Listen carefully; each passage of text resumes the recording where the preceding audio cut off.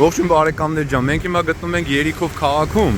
եւ տեսնում եք այս թզենին։ Սա այն թզենին է, որտեղ որ Զաքեոսը բարձրացավ Տեր Հիսուսին տեսնելու համար։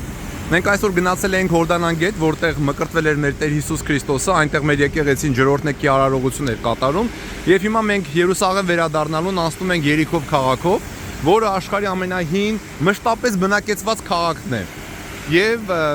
այստեղ մենք տեսնում ենք այն հիշարժան թզենին, որի վրա բարձրացել էր Զաքեոսը, երբ այս փողոցով անցնում էր մեր Տեր Հիսուս Քրիստոսը, եւ Տեր Հիսուսը նրան ասեց. Զաքեոս, իջի ցած, որովհետեւ այսօր ես քո տանն եմ բնակվելու։ Նա էլ ուրախացավ, ասավ Տեր, ասեց, ումից ինչ որ զրկել եմ, ասեց 4 անգամ կհատուցեմ։ Եվ Տեր Հիսուսն ասեց, եթե չեմ սխալվում, ասեց այսօր այս տանը փրկություն իջավ։ Ահա այդ թզենին, որի վրա բարձրացել էր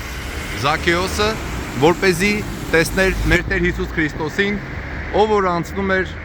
հավանաբար այս փողոցով, եւ այն ժամանակ երևի այս փողոցը ուրիշ տեսքում էր։